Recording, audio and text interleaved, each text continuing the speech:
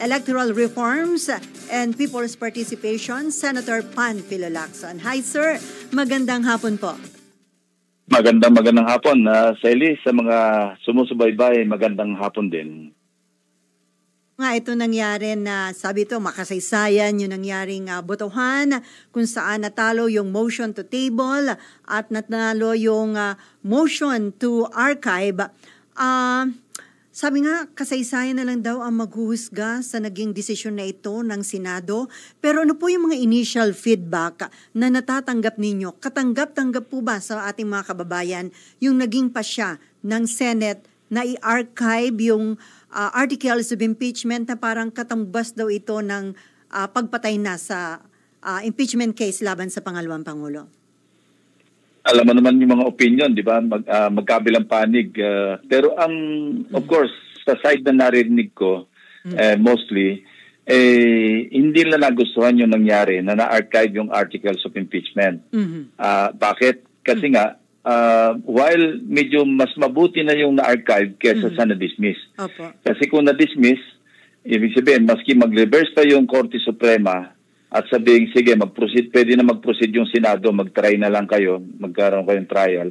Pwede pa rin sabihin ng mga kasamahan ko doon, yung mayorya, sabihin nila, moot na yan kasi na-dismiss na natin. Correct. Ngayon, pupunta naman tayo sa pagka-archive. No? While yung archiving, definitely, hindi yun dismissal. Kaya lang, meron ding hurdle doon kasi halimbawang nag-reverse ka ng desisyon ng Korte Suprema at sinabing pwede na mag-proceed yung trial. Kailangan pa namin panibagong motion sa floor para i-pull out yung na-archive.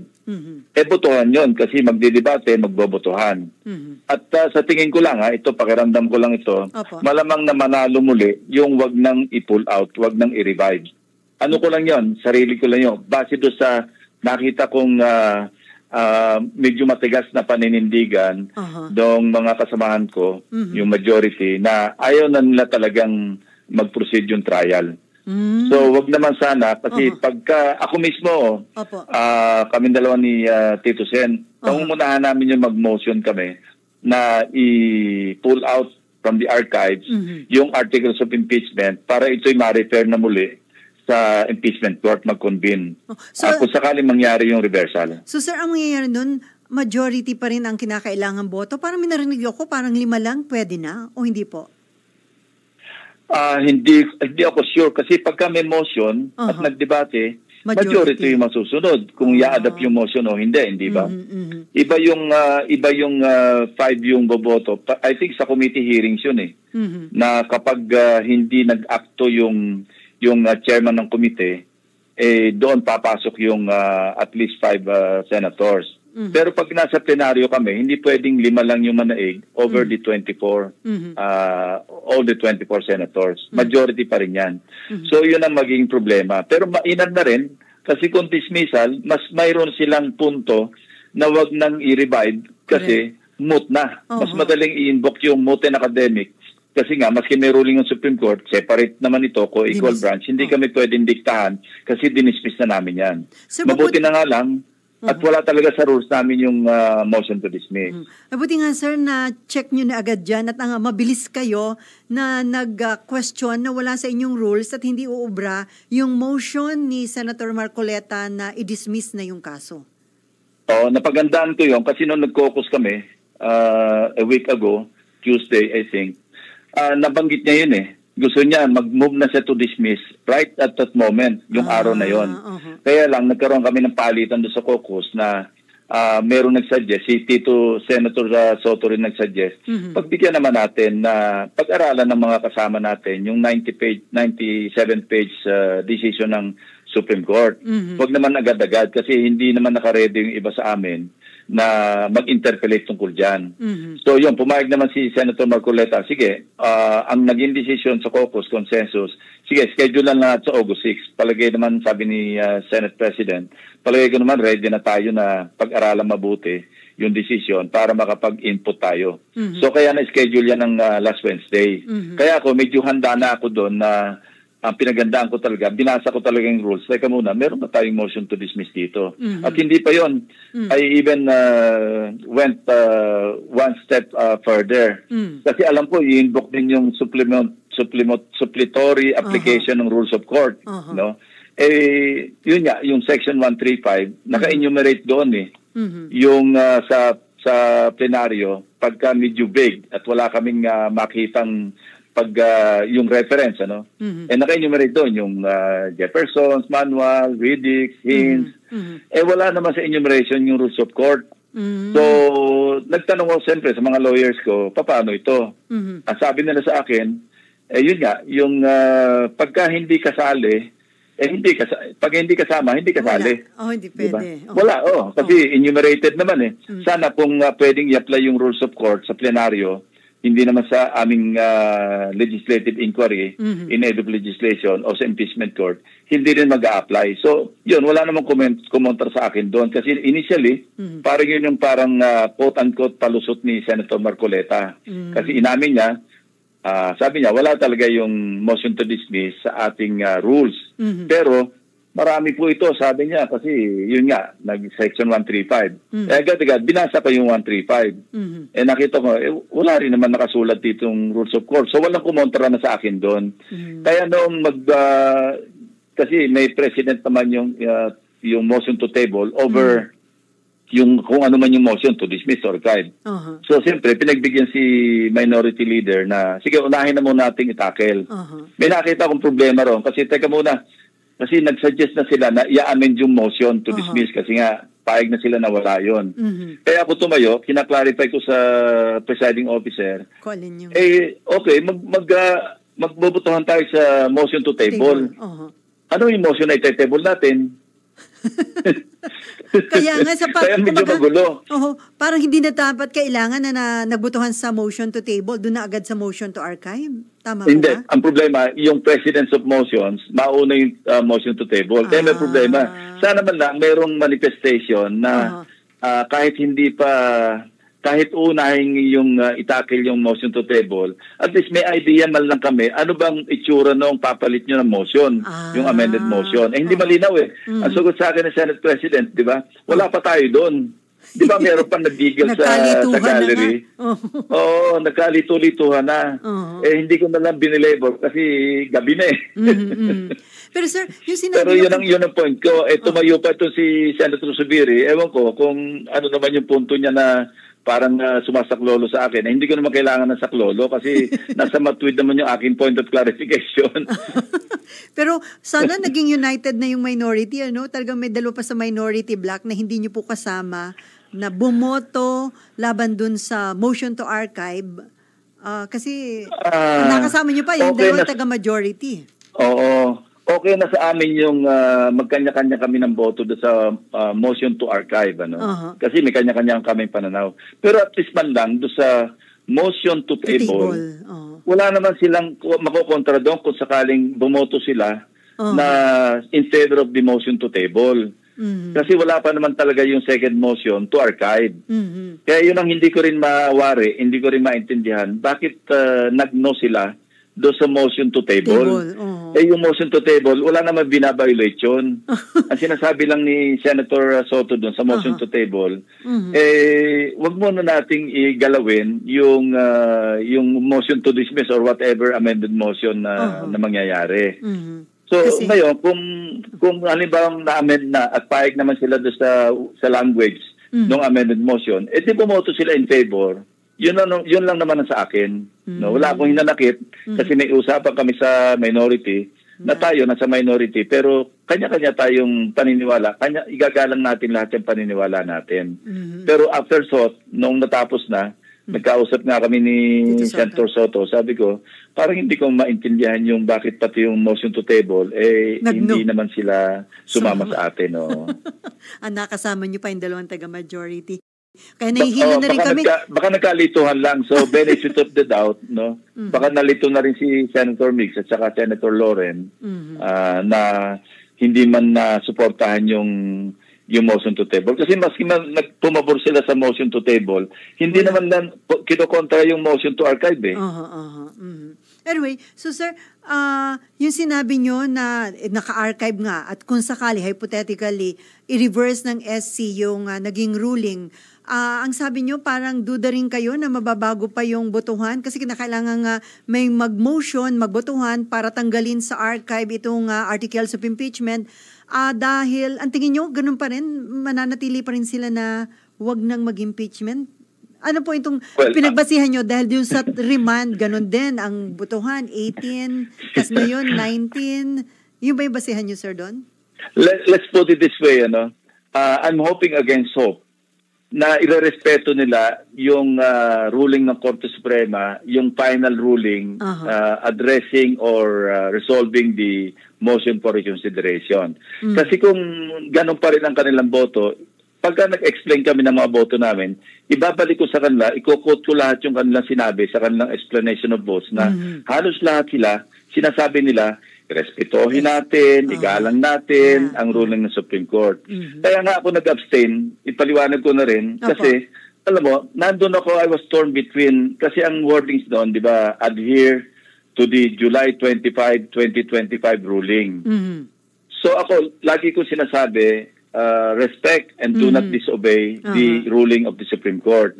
Pero, teka muna, meron pa naman tayong MR at kung halimbawa mag-reverse, na-preempt ko na yung final ruling, di ba? Kaya ang sinasabi ko, kasi may mga bumabatingos din, no? Play safe naman ito si Lacson. I never play safe because nag-a-adhere ako doon sa ruling noong July 25. Pero nirerespeto ko rin ang Korte Suprema kasi hindi pa sila tapos doon sa kanilang final ruling. Kung walang MR na na-file, mag-yes ako doon sa archive. Kasi final na yon. Nag-lapse yung 15 days na mag-file ng MR. Hindi na kinontra ng House. Yun ang final ruling na ng Korte Suprema. Wala akong reason na para hindi pumayag doon sa motion to archive kasi hindi nga archive. Yun nga, archive nga. No? Dahil hindi nga pwede motion to dismiss. Papayag ako doon kung walang MR. At hindi binigyan ng due course. Ang isa pang nagbugsod sa akin, kaya kumontra ako doon sa motion to archive, di ba, nag-MR na nga, tapos pinagko-comment pa ng Korte Suprema si Vice President Sara. And normally, at ito may tatanong natin sa mga may experience, maski mga retired justices na nakausap ko. Pagka ganyang unanimous at matibay yung kanilang paninindigan, ano lang yan, wala na yung comment-comment o kung mag-comment man sa merong MR, simple lang yung language dyan, sasabihin, the motion for reconsideration is hereby denied for lack of merit. Period. Minute resolution ang tawag doon. Pero bakit nagpa-comment pa sila sa Vice President? Anong indication nun, sir? May nakikita sila na merit sa MR?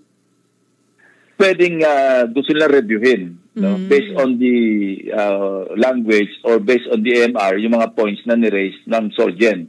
Kasi kung walang kapunto-punto yung MR, outright yan Minute resolution ang tawag nila dun One sentence hereby denied for lack of merit or hereby denied, period. Naka-uppercase pa nga lahat yung denied pagka nakakakita tayo, di ba? Is hereby denied. Pero ito, pinag-comment. Kaya mukhang may, ibig sabihin na natin, gusto lang nilang ma-review rin based on the merit noong pinresenta ng Solgen. Baka may nasilip sila doon na, nga, mag-review tayo kasi para may punto rito. I'm just speculating, pero hindi everyday nangyayari yung unanimous na nga yung decision, pagkukomentahin pa. So, ibig sabihin, nandun pa rin ang posibilidad na ma-reverse. Kung sakaling ang totoo din, sir, yung mga nakita na may mga factual mistake na maaari may errors na maaari na pagbasehan nung decision ng SC. Oo, may bago pa nga lumabas di ba? Yung footnote. Yung footnote do sa ponensya, do sa page 8, I think footnote number 30, na sinasabi doon na parang meron na pagbasihan na yung ABS-CBN na news, dinina naman ng ABS-CBN, sinabi na misquoted o kaya falsely quoted yung kanilang balita. Yun, material yun. Kasi kung nagbase ka doon sa isang news article na hindi naman pala ganon at dininay pa nga nung news agency na hindi ganon ang pagkasabi nila, medyo material yun. So yun ang sinasabi ko na baka gustong tingnan uli ng Korte Suprema yung naging decision base doon sa or in reference to the Solgen sa motion for reconsideration. Nasanay na consider din yan ng Senate, sir, di ba? Kahit na sinasabing immediately executory yung decision, pero sabi ng iba, hindi naman sinabing final and executory. So pwede naman naghintay ng konting panahon para dun sa final ruling bago ho nagdesisyon nga ang Senate na i-archive or hindi itong impeachment case. Alam mo, Sally, yung sa akin, ang best action na ginawa sa ng Senate, Opo. inaction. Not wala to act. muna. Kasi naghihintay.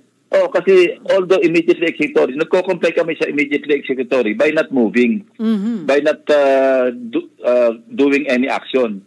Nagko-comply kami kasi immediately executory. Huwag tayong gumalaw. Huwag tayong mag-convene. Huwag tayong mag-proceed sa trial kasi merong immediately executory on the basis of unconstitutionality at saka maraming problema, di ba? So kung hindi kami gumalaw, nagko-comply kami, hindi kami tumataliwas sa order ng Supreme Court. Tapos meron pang ang MR. Kasi nung nag-caucus kami, wala pa yung MR eh. Tama si Senator Soto dun eh. Na ang agreement nga, yun nga, magko-caucus tapos magdidebate. Kung wala nga yung MR, palagi kami, dalawa ni Senator Soto, hindi kami kukontra eh. Doon sa motion to archive or whatever motion na wag nang galawin eh. Kaso may MR, hindi lang ho ang House of Representatives, may iba pa yatang grupo na mga kongresista, may hiwalay pa yatang motion for reconsideration. At meron din, sir, ng mga pumuna na bakit dito nagdumali sila dahil doon sa term na immediately executory. Pero nung na-file daw ito nung February na nasa Constitution yung mandate ng Senate na nakalagay forthwith, ang dami nilang ibig sabihin sa forthwith dahil wala ito. Diba? Oo nga. Tama. That's another issue. Sa akin lang, kung hindi kami gumalaw, nagko-comply kami doon sa immediately executory. Di ba? Wala kaming ginalawin, paano kaming nagbabiolate doon sa immediately executory kung wala kaming galaw? Nagko-comply kami, nag-adhere kami. So sir, kung yun namang archive, hindi kami sumusunod doon sa final decision kasi wala pa hindi naman sa hindi sumusunod, mali. Pinipreempt namin yung whatever final decision na gagawin para ina-assume na ba namin na siguradong i-deny yung motion? Hindi pa natin alam yun. Bakit tayo nag-archive na?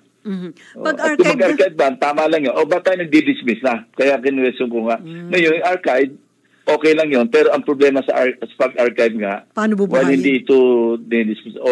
Panibagong round of debates na naman yan. So technically, tamang i-consider po, sir, na sa ngayon, ang impeachment case laban kay BP Sara ay pinatay ng Senate. Pinatay pero hindi pa lang daw inililibing. Hindi. Sabihin na nating dead, pero pwedeng i-resuscitate. Pwede mag-Lazarus. No, kung sakaling pero gano'n ang tawag nila. Pagka in-archive mo yung isang issue o isang tig-uusapan, in-archive mo, ang parang impression kagad, dead. Hindi na sinabi ni Senator Soto. Pero may pag-asang mabuhay. Hindi tulad yung dismiss. Multi academic, pwede kang halimbawang dinismiss namin, halimbawang hindi ko nga nasilip yung wala sa rules at nanalo yung motion to dismiss, pwede kang mag-strengthen pa yon, ma-reinforce pa yung sabihin ng Supreme Court. Wala na rin kami tig-uusapan dito, dinismiss na ng Senate. Correct. So, pwedeng gamiting argument yon noong mga abogado ni Vice President na ano pa ba yung pinamotion for reconsideration, dinismiss na nga ng Senate. So, crucial pala yun yung nangyari. Buti na lang nasilip nyo na wala sa rules. Anyway, kung natuloy po ba, Senator Lacson, yung impeachment, sa tingin ninyo, yung magiging resulta ng botohan ay parang preview na yung naging resulta doon sa botohan nung iniremand sa House at itong motion to archive. Parang preview na rin kaya ito kung ano yung magiging boto ng mga senador kung sakaling natuloy ang impeachment? Ako, I can only speak for myself. Ako, hindi ko sigurado kung mag-a-acquit o magko-convict. gusto ko makita yung ebidensya kasi hindi ko pa nakita yung ebidensya. Ang tigpapasiyan ko lang yung lumalabas sa news eh. Hindi ko pa talaga nakita. Depende yan how the prosecution team of the House will present yung kanilang impeachment complaint o yung articles na nakarating sa yung article number 4 ano. Depende yon. Hindi ko sinasabing magko-convict ako at mag-a-acquit ako. Gusto ko muna makita ano yung lalabas na ebidensya kasi kung basura yung ebidensya nila, ako yung siguro sabotuhan, baski siyempre alphabetical yan, sigurado mag-a-acquit ako. Pero pag nakita ko naman na napakatibay ng ebidensya at mahirap i-justify sa publiko, mahirap i-justify sa aking konsensya na mag-acquit, magko-convict ako. Kasi bagay si Henry... So hindi ako makapagsabi na ngayon pa lang, ako for conviction ako. Hindi ko pwede, unlike yung ibang kasama namin, di ba? Narinig naman sa explanation of votes. Parang 1 linggo na nakaredy yung kanila explanation eh. Oo nga. So sir, doon sa mga explanation of votes, meron bang ibang parang foul ang nangyari? Dahil hindi na focus doon sa parang legality. Kung hindi, may mga patutsada sila sa mga taga-kamara, parang ang accusation nila ginagamit lang nila yung Senate para makapaghiganti sa mga kaaway nila. May panawagan pa nga na, palitan nyo na yung House Speaker ninyo, yung bonjing na maliit pa lang, lulong na. Tama po ba yun? Wala bang violation nyo ng parliamentary courtesy, sir? Yung ganung explanation? Collegial kami. Ang magsasabi kung may violation ng interparliamentary courtesy, yung mayore sa amin. Pero kung tatanong mo opinion ko, hindi na kailangan yun eh. Kasi pag-uusapan lang namin yung legality eh. Huwag na tayo sana mag-inject ng mga yung talunin nyo na lang sa 2028. Yes, hindi naman kasama sa usapan yun eh. Tama. Pero yun, may ilang nawagan ng mga kasamahan ninyo kay BP Sara na kahit na ka-archive, better daw na magsalita, maglabas ng ebidensya at sagutin yung issue in public para, kumbaga, kasi kung hindi ito masagot, parang mananatiling may malaking question sa utak ng tao na totoo ba o hindi yung mga allegations sa pangalawang Pangulo? Call na ni Vice President Sara yun. Kung gusto niyang sagutin in public, in another forum, nasa kanya na yun. Kung gusto niya na manahimik at ayaw niya sagutin, nasa sa kanya na rin yun. Although ngayon ang kanyang statement, kahapon yata yun, sabi ni BP Sara, sana daw gusto niya ma-present lahat ng mga ebidensya mula sa prosecution at mula sa panig ng depensa. But unfortunately, hindi na daw yun mangyayari sa ngayon dahil naka-archive na nga daw yung articles of impeachment matapos yung SC ruling na nagsasabing unconstitutional. So, handa pala siya. Kaya lang, yun na nga, yung mga naging developments ay wala na. Hindi na mangyayari. Anyway, so, sir, sa tingin nyo, kung nagsalita po ba ang Pangulo na suportado niya o hindi, kasi ang sinasabi niya ayaw niya sa impeachment. Kung hindi ganito ang statement ng Presidente, pwedeng iba ang naging resulta ng botohan at naging pag-handle ng Senate sa impeachment case laban sa Vice Presidente. Ay, naputol ba? Naputol? Ay, pakitawagan ulit. Marami pa tayo. Diyan ka na po ulit. Hi, sir. Naputol tayo, Mare. Baka meron ayaw makinig sa usapan natin. Ibahin na ho natin yung issue. Ito sa usapin ng mga issue ng corruption pagdating sa mga government projects, lalo na sa flood control. Ang sinasabi ng Malacanang, meron ng listahan din si Pangulong Bongbong Marcos no mga involved sa katiwalian. Sir, meron din kayo, di ba? Sa tingin nyo, nagtutugma yun? At dapat ba kung meron ng listahan si Presidente, names o dapat munang i-verify bago ito isa publiko? Tuloy-tuloy yung verification namin kasi maingat ako eh. Kailangan factual. Kinetsi ko pa nga sa ground eh. Hindi ako nagre-rely lang sa mga information. Pinapupuntahan ko talaga mismo sa ground.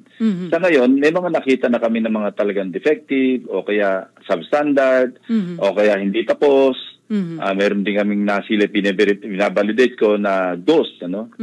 So yun ang tinitingnan sa ngayon. Kaya katunayan bukas, Sunday, magkakaroon pa uli ako ng staff meeting para pag-ukulan ng pansin ng aming paghahanda. At may alam kong nakapag-submit na ang DPWH kay President Marcos. Tama yun. Ako willing naman ako mag-compare notes.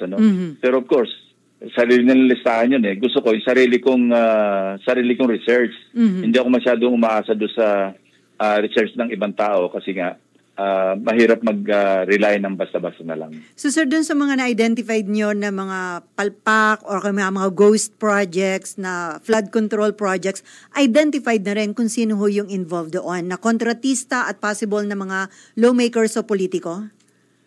Siyempre, nakikita naman kung kanino na award eh. Ang isang kinetik namin kasi naka-indicate doon sa GAA, doon sa record na completed. Pinapuntahan ko yon. Walang history na mayroong construction na gawa doon. Ang masama doon, dapat nakalagay doon na completed na as of early this year. Dahil napondohan ito ng 2024. Pero pag tiningnan mo, wala nangyaring construction. Ngayon, meron na naman pondo para sa 2025. Kasi ang isang, ito parang napag-aaralan namin base do sa mga findings namin. Ang isang remedyo nila sa ghost project, halimbawa, napondohan last year o 2 years ago. Hindi gagawin, papilang yung andar, siguro kung kanilang certification lamang, lahat kinausap.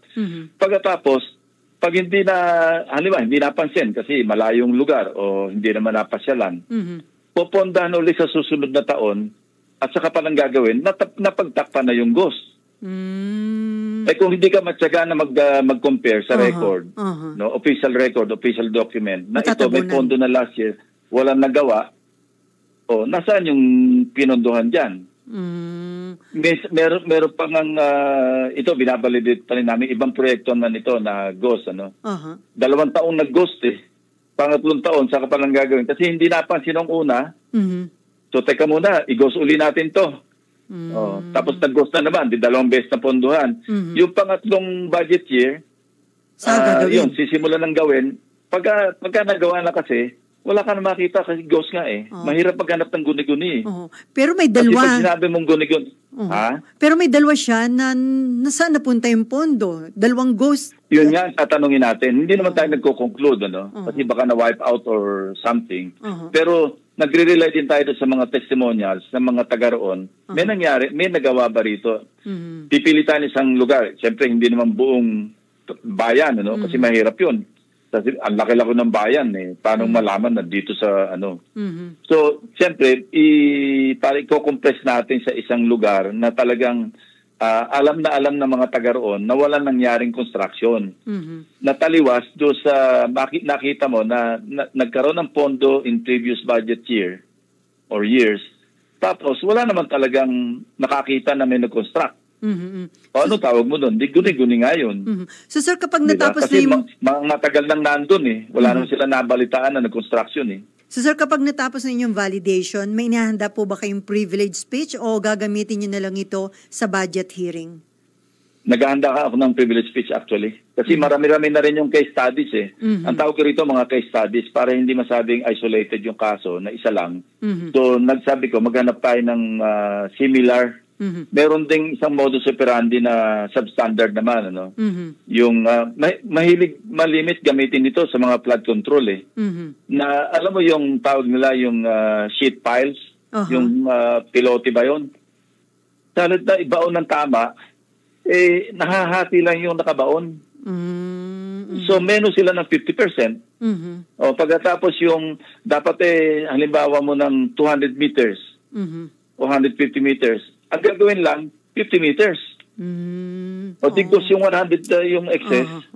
May kumita. Maraming kalokohan actually. Tapos meron pa yung issue naman na, okay, ito yung contractor nanalo. Hindi naman siya ang gagawa.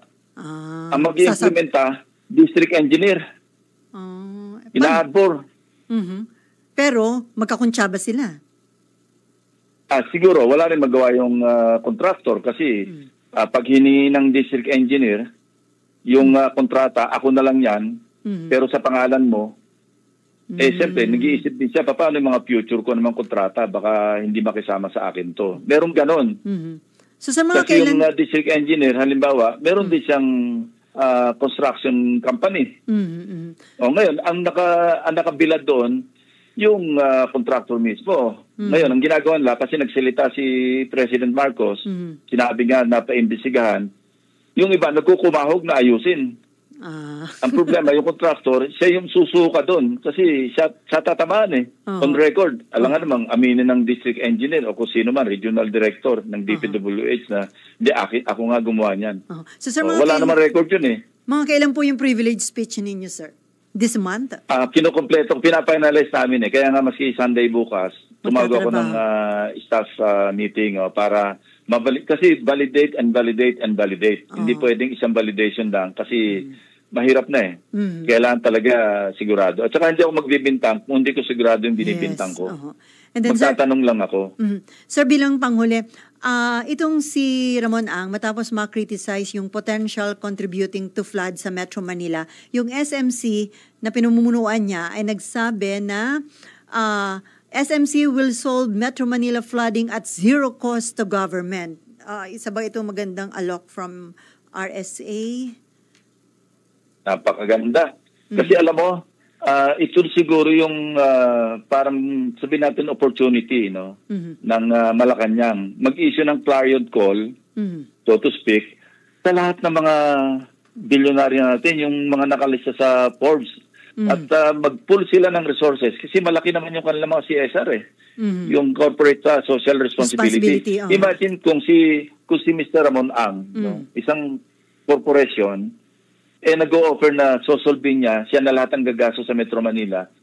Kung halimbawa makapag-issue ng i-challenge din yung mga iba na pagka-lalaki rin ng kanilang nasa Forbes list nga sila ng Asia.